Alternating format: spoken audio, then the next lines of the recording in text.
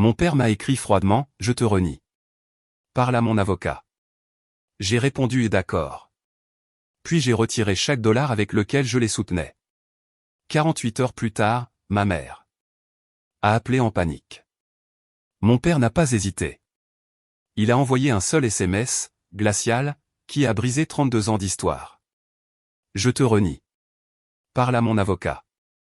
Je me souviens de la lumière au-dessus de ma cuisine à Denver, qui vacillait, comme si la pièce elle-même ressentait le coup. Mon téléphone a vibré une fois, puis s'est immobilisé dans ma main. Pas d'explication, pas d'hésitation, juste l'exil, prononcé en une phrase. J'ai tapé un seul mot en retour, stable et calme. D'accord. Je n'ai pas pleuré. Je n'ai pas supplié. Au lieu de cela, j'ai posé le téléphone sur le comptoir, ouvert mon ordinateur portable, et pris une décision silencieuse. Une décision qui allait détruire chaque mensonge qu'ils avaient construit. J'ai toujours cru que les cuisines détenaient la vérité d'un foyer. Celle dans laquelle j'ai grandi, à Glendale, sentait toujours le café brûlé, et le stress. Mon père, Harold, aimait que les choses soient sous contrôle, lumière tamisée, voix basse, émotion contenue, silence. Ma belle-mère, Marilyn, préférait que tout soit impeccable en surface, tandis qu'une tension sourde couvait en dessous. Et Evan, mon frère aîné, traversait cette maison comme s'il en possédait chaque centimètre carré. Moi, j'ai appris tôt à prendre le moins de place possible. Les gens disent que l'ordre de naissance vous façonne. Peut-être que c'est vrai, mais dans ma famille, ce n'était pas l'ordre. C'étaient les rôles. Evan était l'enfant roi, la preuve qu'Harold avait élevé un gagnant. J'étais le bouc émissaire, le tampon, celle qui contenait le chaos. Si Evan faisait une erreur, je réparais. Si une facture était oubliée, je la payais. Si Harold élevait la voix, c'était toujours, d'une manière ou d'une autre, de ma faute. Au moment de partir pour l'université, je pensais que la distance arrangerait les choses. Ce ne fut pas le cas. Au contraire, cela m'a rendu plus utile. Je suis devenu la fille qui envoyait de l'argent à la maison, la responsable, celle qui avait toujours sa vie assez en ordre pour combler les trous dans la leur. Il y a 4 ans, Harold a appelé en pleurant. En pleurant. De toute ma vie, je ne l'avais jamais vu pleurer. Il a dit que la maison était à quelques jours de la saisie. Il a dit qu'Evan l'avait laissé tomber, bien qu'il n'ait jamais expliqué comment. Il a dit que Marilyn était malade d'inquiétude. Il m'a dit que j'étais son dernier espoir, la seule enfant sur qui il pouvait vraiment compter. Ces mots m'ont tenu en otage. J'ai accepté d'aider, juste le temps qu'il se remette sur pied, a-t-il dit. J'ai commencé à payer l'hypothèque mensuelle, puis les charges, puis de petites urgences qui, étrangement, n'apparaissaient que lorsque je recevais ma paie. Je rationalisais chaque dollar comme étant le prix à payer pour la paix. Mon travail d'auditrice rendait l'ironie douloureuse. Je pouvais équilibrer les comptes des autres à la perfection, mais je semblais incapable d'équilibrer ma propre famille. Pourtant, j'ai essayé. Chaque dîner de fête ressemblait à une performance. Des sourires trop larges, des questions, des éloges à double tranchant visant uniquement Evan. Marilyn se vantait de son nouveau travail ou de sa nouvelle voiture, puis se tournait vers moi avec un sourire doux et condescendant pour dire « Bonnie aime juste travailler tranquillement ». Rien de tape à accent grave-l'œil, comme si la compétence était un défaut. Mais quelque chose a changé la semaine précédant le SMS. L'air autour de mon père est devenu tranchant, comme s'il cachait quelque chose. Evan évitait tout contact visuel. Marilyn semblait nerveuse, tressaillant à chaque notification sur son téléphone. Les fissures se formaient. Et puis, au milieu d'une soirée ordinaire, j'ai reçu un message de l'oncle Robert. Pas d'explication, juste une vidéo. Une vidéo que je n'étais pas censé voir. Ce qu'il y avait sur cette vidéo n'expliquait pas seulement le SMS que mon père avait envoyé. Cela a mis le feu à toute l'histoire. La vignette de la vidéo montrait ma famille, entassée autour de la table à manger à Glendale, la même table où j'avais grandi, assise devant cette surface en chêne usé, avec le coin ébréché où Evan avait gravé ses initiales quand il avait 12 ans. J'ai senti un étrange tiraillement dans ma poitrine avant même d'appuyer sur lecture. L'écran tremblait légèrement. L'oncle Robert devait tenir son téléphone avec désinvolture, enregistrant sans trop y prêter attention. La pièce était trop lumineuse. Le lustre de Marilyn projetait une lueur blanche et crue sur les visages de tout le monde. Ils avaient tous l'air détendus, heureux, à l'aise, de la façon dont les gens le sont lorsqu'ils croient être entre eux. J'ai appuyé sur lecture. La voix d'Harold est venue en premier, basse, graveleuse, et indéniablement satisfaite d'elle-même. Ce n'est pas une fille, a-t-il dit. C'est un distributeur automatique sur pattes. La pièce a éclaté de rire. De vrai rire, le genre qui remplit une maison quand les gens partagent une blague privée. Je me suis figé. Marilyn s'est penchée en avant, secouant la tête comme si elle grondait quelqu'un, mais son sourire était large. Harold, arrête, a-t-elle dit en riant. Cette fille travaille trop dur pour son propre bien. Laisse-la se sentir utile. Evan est intervenu, le ton léger, presque ennuyé. Honnêtement, papa, elle est pathétique. Tu devrais l'entendre parler au travail, toujours à essayer de justifier pourquoi elle t'envoie de l'argent. C'est embarrassant. Les rires ont enflé à nouveau. Robert a ricané derrière la caméra. Mon estomac s'est noué, mais l'audio a continué, m'entraînant plus profondément dans une vérité que j'avais passé des années à ignorer. Harold a levé sa bière vers la caméra, comme s'il portait un toast à la personne qui filmait. À mon distributeur personnel, a-t-il dit. Puisse-t-elle payer longtemps? Quelqu'un a fait teinter un verre. Quelqu'un d'autre a sifflé. Quelqu'un a dit « santé ». Je n'avais pas réalisé que ma main était engourdie, jusqu'à ce que le téléphone manque de glisser de mes doigts. Ce n'était pas seulement les mots. C'était l'aisance, le confort, la certitude absolue que je n'entendrais jamais rien de tout cela, parce que dans leur esprit, j'étais trop désespéré d'appartenance pour jamais m'en aller. J'ai mis sur pause. La pièce autour de moi semblait plus froide. Pour la première fois de ma vie, je ne me sentais pas triste. Je me sentais éveillé. J'ai rejoué la vidéo, cette fois en observant leur visage, les postures détendues, la cruauté insouciante, l'absence totale de culpabilité. Ce n'était pas un moment de faiblesse. C'était un modèle, un système, une vision du monde qui existait bien avant que je ne m'en rende compte. J'ai posé mon téléphone, clignant fort des yeux, essayant de calmer ma respiration. J'avais besoin de clarté. J'avais besoin d'air. Je suis sorti sur le balcon de mon appartement. L'air automnal de Denver était vif contre ma peau, assez froid pour piquer. Les lumières de la ville vacillaient comme des avertissements lointains.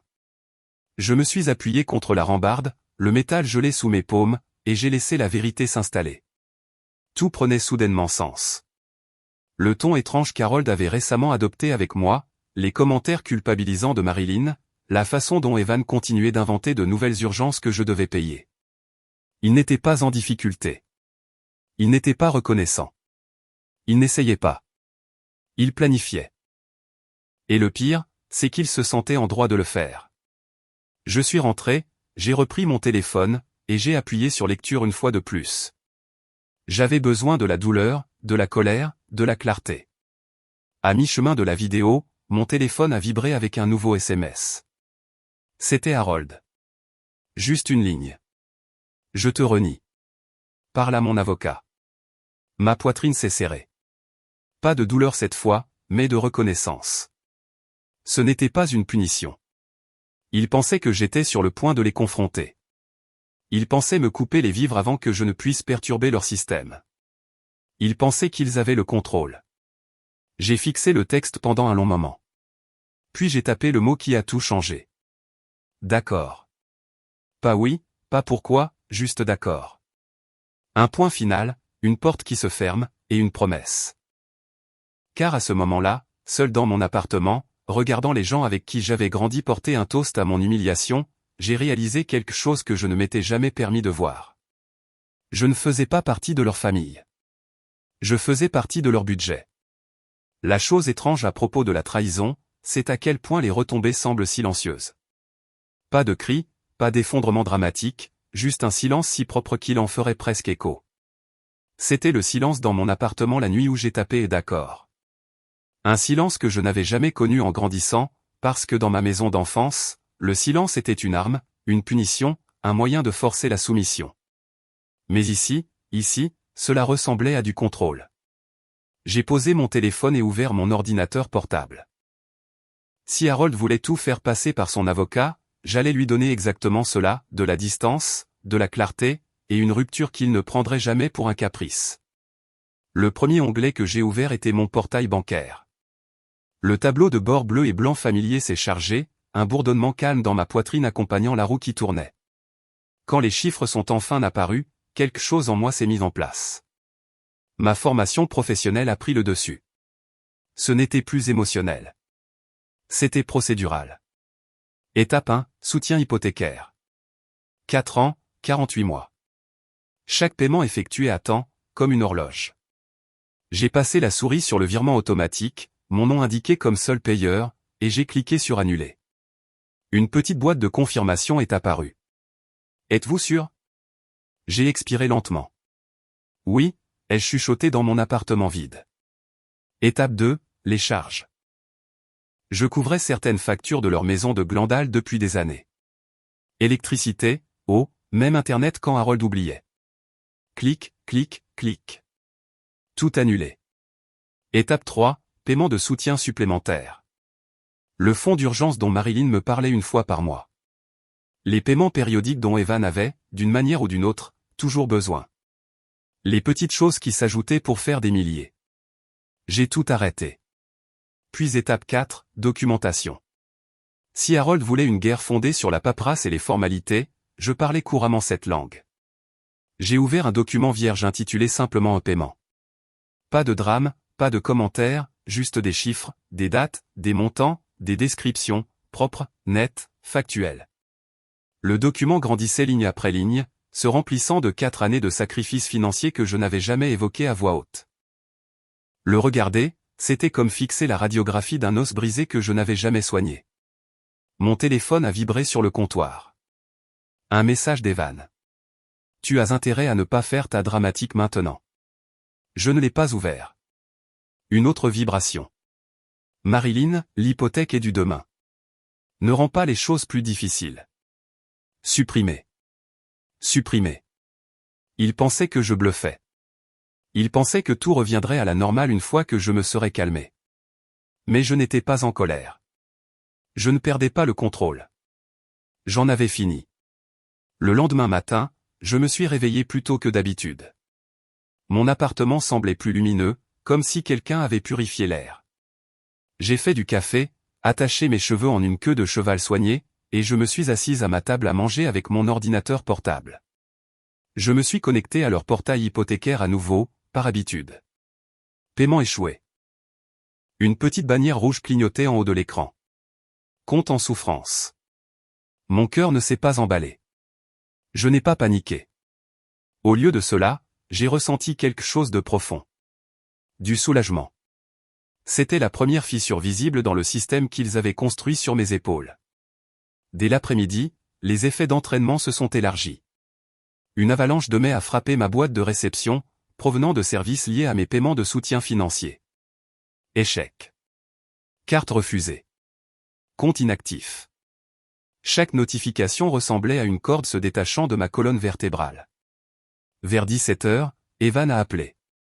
J'ai regardé son nom s'allumer sur l'écran, brillant de son sentiment de droit. J'ai laissé sonner jusqu'à ce que ça s'arrête. 10 secondes plus tard, un message vocal. Ce n'est pas drôle. Je l'ai supprimé sans écouter la suite. Cette nuit-là, je me suis assise sur mon balcon à nouveau, regardant les lumières de Denver s'étendre à travers l'horizon. Les voitures bourdonnaient au loin. Le vent brossait doucement mes cheveux sur ma joue. Pour la première fois depuis l'enfance, je ressentais quelque chose comme la propriété de ma vie. Pas de la fierté, pas de la victoire, mais de l'autonomie. Je ne les sabotais pas. Je me retirais d'une structure construite sur mon exploitation. Et alors que je respirais l'air froid, une réalisation s'est installée sur moi comme du givre sur de l'acier. Harold pensait que me renier m'affaiblirait. Mais il avait oublié une vérité cruciale. C'était moi qui tenais tout ensemble. Et maintenant, je ne tenais plus rien. Plus du tout. 48 heures plus tard, ma mère a appelé, paniquée. Le téléphone s'est allumé avec Marilyn sur l'écran, vibrant si violemment qu'il a failli tomber du comptoir. Je n'ai pas bougé. J'ai fini de verser mon café, inhalant la vapeur comme si elle pouvait me stabiliser. Quand j'ai finalement répondu, j'ai mis l'appel sur haut-parleur. Sa voix a frappé la pièce comme une sirène. « Bonnie, qu'est-ce que tu as fait? Le paiement de l'hypothèque a été rejeté. La banque a appelé ton père. Ils ont dit que c'était refusé. C'est dû aujourd'hui. Tu comprends ça? Répare ça. Répare ça tout de suite. Pas une question, pas d'inquiétude, une exigence. J'ai pris une gorgée lente. Harold m'a demandé de tout diriger par l'intermédiaire de son avocat, ai-je dit d'un ton égal. C'est donc ce que je fais. Silence au bout du fil, puis une inspiration brutale. Quel avocat? Ne joue pas à des jeux. Bonnie, tu es déraisonnable. J'ai raccroché. 10 secondes plus tard, le téléphone a sonné à nouveau, puis à nouveau. Puis est venu un flot de SMS. Chacun étant un mélange de culpabilité, d'accusation et de désespoir. Evan est entré sur le champ de bataille ensuite. Es-tu devenue folle? Tu ruines la vie de papa. Fais passer ce paiement aujourd'hui. Un autre SMS. Tu penses que faire la dramatique te rend puissante? Tu es pathétique. Pendant des années, ces mots m'auraient anéanti. Maintenant, ils semblaient petits. À midi, les appels sont passés de frénétiques à menaçants. Marilyn prétendait qu'ils intenteraient une action en justice. Evan a dit que je serais coupé pour toujours. Harold n'a rien envoyé, pas même une seule ligne. Le silence de sa part était presque plus fort que leur chaos. Mais plus tard cet après-midi-là, tout a basculé. Mon avocate a appelé. Elle avait reçu un message du supposé représentant légal d'Harold, un email écrit de manière rigide m'accusant de harcèlement financier et exigeant que je rétablisse tous les paiements immédiatement. Elle a ri. Ce n'est même pas une vraie réclamation, a-t-elle dit. C'est de la pression. De la pression vide. Bien, ai-je dit en expirant. Parce que j'ai besoin de votre aide pour autre chose. Je lui ai tout raconté sur les années de paiement, la vidéo que l'oncle Robert avait envoyée accidentellement, la façon dont ma famille m'utilisait comme un compte bancaire. Et puis je lui ai dit quelque chose que je n'avais jamais exprimé à voix haute. Il y a toujours eu des incohérences dans ces rapports de fonds communautaires. Je pense qu'Harold pourrait mal gérer l'argent. Peut-être pire. Elle s'est immobilisée. Alors, on commence à creuser. Pendant la semaine suivante, chaque moment libre de ma vie est devenu une enquête silencieuse. J'ai travaillé à travers mes notes professionnelles, vérifiant les dates et les transactions par rapport aux documents publics disponibles des fonds communautaires. Plus nous comparions, plus les fissures apparaissaient. Mon avocate s'est connectée avec des contacts en qui elle avait confiance, et bientôt, le schéma est devenu indéniable. Harold n'était pas négligent. Il détournait de l'argent, et pas de petites sommes, des retraits répétés et importants, déguisés sous des descriptions vagues. Mais l'effondrement ne s'est pas arrêté là. Une nuit, vers 23 heures, mon téléphone a vibré avec un numéro que je ne reconnaissais pas. J'ai failli l'ignorer. Quelque chose m'a dit de ne pas le faire. Une voix douce et tremblante a chuchoté à mon oreille. Bonnie, c'est Mia, ta cousine. Elle avait l'air de se cacher dans un placard. J'ai vu la vidéo, a-t-elle dit. Et je dois te dire ce qui m'est arrivé. Mon souffle s'est coupé. Elle m'a tout raconté. Comment Harold l'avait un jour coincé quand elle avait 17 ans. Comment elle avait crié. Comment Lorraine avait rejeté cela comme un malentendu. Comment elle avait été forcée au silence pendant des années. Je suis tellement désolé, a chuchoté Mia. Je ne savais pas à qui d'autre le dire. J'ai fermé les yeux, les bords de ma vision se resserrant. Harold n'était pas seulement manipulateur. Pas seulement financièrement abusif. Il était dangereux. 2 jours plus tard, le coup final est venu d'une personne inattendue. Dana, la meilleure amie de ma mère. Sa voix se brisait sous l'émotion quand elle a dit « Ta mère a souffert, Bonnie. » Elle ne t'a jamais dit à quel point c'était grave parce qu'elle voulait te protéger. Harold contrôlait tout. Son argent, ses choix, ses amis. Il l'a vidé morceau par morceau. Quelque chose de vieux en moi s'est brisé. Ce n'était pas une famille dysfonctionnelle. C'était un système construit sur le contrôle d'un seul homme. Et je n'étais pas la prochaine victime. J'étais celle qui brisait le schéma. La confrontation a eu lieu un jeudi soir tranquille. Le soleil de Denver déclinait, projetant de longues ombres dorées à travers la fenêtre de mon appartement. Quand quelqu'un a frappé à ma porte, 3 coups lourds, j'ai su instantanément. Quand j'ai ouvert la porte, Harold était là. Son visage était gris, creusé, vieilli par la panique. La posture confiante qu'il avait toujours brandie comme une arme avait disparu. Bonnie, a-t-il râlé. S'il te plaît, il parle d'action en justice. Les gens du fond m'accusent. Il y a des rumeurs partout. Répare ça. Tu peux réparer ça. Tu es l'auditrice. Dis-leur que c'était un malentendu. Sa voix s'est brisée sur le dernier mot. Tu es ma fille, a-t-il ajouté, presque en suppliant. J'ai laissé le silence remplir le couloir jusqu'à ce qu'il bouge, mal à l'aise. Puis j'ai fouillé dans mon dossier et lui ai tendu une seule feuille de papier. Ses mains tremblaient en lisant. Quand ses yeux ont atteint la liste des transactions signalées et le résumé des fautes potentielles, son souffle s'est coupé. Quoi? Qu'est-ce que c'est? Un résumé, ai-je dit, de ce que les enquêteurs savent déjà. Et ce que plus de gens sauront bientôt. Il a levé les yeux, la panique inondant ses traits. C'est toi qui as fait ça. Ce n'était pas une question. C'était un blâme. Non, ai-je dit doucement. C'est toi qui l'as fait. Il a secoué la tête, la voix s'élevant. Bonnie, s'il te plaît. J'ai besoin de ton aide. Tu me dois ça. J'ai reculé, laissant la lumière du couloir couper la distance entre nous. Je ne te dois rien, ai-je dit. Et tu me renies. Tu te souviens. Son visage s'est chiffonné. Je ne le pensais pas. C'est bien ça le problème, ai-je dit. Tu ne le penses jamais. J'ai fermé la porte avant qu'il ne puisse répondre. Le loquet a cliqué doucement, un son final et délicat. Et derrière, j'ai entendu le souffle d'Harold se couper, un unique halètement brisé. C'était le moment où son monde entier s'est effondré. Pas parce que j'avais détruit quoi que ce soit, mais parce que j'avais finalement arrêté de le soutenir. Les retombées ont été plus rapides que je ne l'avais prévu. En une semaine, le Conseil du Fonds communautaire a lancé une révision interne. Mon avocate leur a transmis le résumé des incohérences, et à partir de là, tout s'est effiloché. Des réunions ont eu lieu, des déclarations ont été demandées, des questions discrètes se sont transformées en accusations ouvertes. Le nom d'Harold, autrefois prononcé avec respect, est devenu un avertissement. Evan a essayé de le défendre en ligne, mais ses messages n'ont fait qu'attirer l'attention sur l'enquête. Les gens ont questionné les motivations. Des captures d'écran ont circulé. Sa réputation s'est fissurée sous le poids de sa propre suffisance.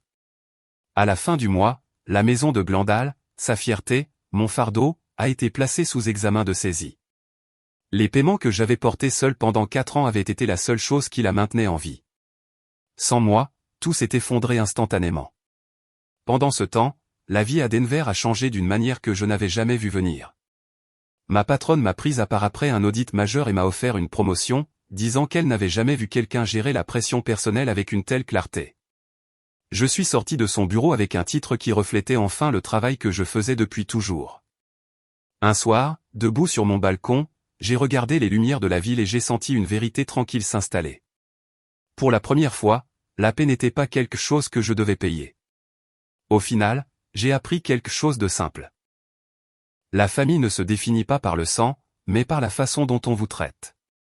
S'éloigner des gens qui m'épuisaient n'était pas égoïste. C'était de la survie. Et fixer des limites n'était pas de la cruauté. C'était la liberté.